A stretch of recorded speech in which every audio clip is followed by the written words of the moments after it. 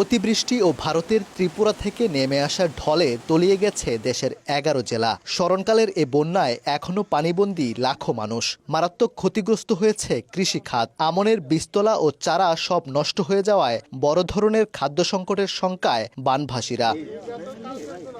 দেশের মানুষ বন্যা মোকাবিলা করছে সম্মিলিতভাবে। আর কৃষির ক্ষতি কাটিয়ে উঠতে ও খাদ্য সংকট মোকাবিলায় কৃষকদের পাশে দাঁড়ালো ময়মনসিংহের বাংলাদেশ কৃষি বিশ্ববিদ্যালয়ের শিক্ষার্থীরা। বন্যা পরবর্তী সময়ে কৃষকদের সহায়তা করতে বিনামূল্যে নাবি আমন ধানের চারা বিতরণ করার উদ্যোগ নিয়েছেন তারা।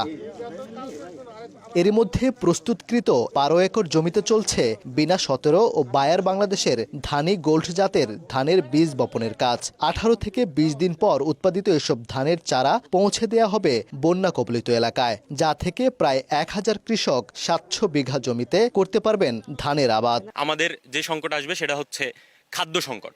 তো আমরা সেই খাদ্য সংকট নিয়ে কাজ করার চিন্তা থেকে এই পর্যন্ত এসেছি। যখন চারাগুলো হয়ে যাবে আমরা চেষ্টা করব হচ্ছে ওইখানে যে টার্গেটেড যে ফার্মারগুলো আছে তাদের কাছে পৌঁছানোর। বিভিন্ন পরামর্শ ও সার্বিক সহযোগিতায় শিক্ষার্থীদের পাশে আছেন বিশ্ববিদ্যালয়ের শিক্ষক গবেষকরা। আমরা তাদেরকে চারার পাশাপাশি সার দিব, বিষ দিব এবং আমরা একটা অ্যাডভাইজারি কমিটি থাকবে বিশ্ববিদ্যালয়ের শিক্ষকদের নিয়ে, বিজ্ঞানীদের নিয়ে, যারা পরবর্তীতে তাদেরকে পরামর্শ দিবে যে টাইম টু টাইম তাদের জমিতে কি কি করতে হবে। 100% যখন আমদানি করতে হতো তাহলে হিউজ ইনভলভমেন্ট লাগতো।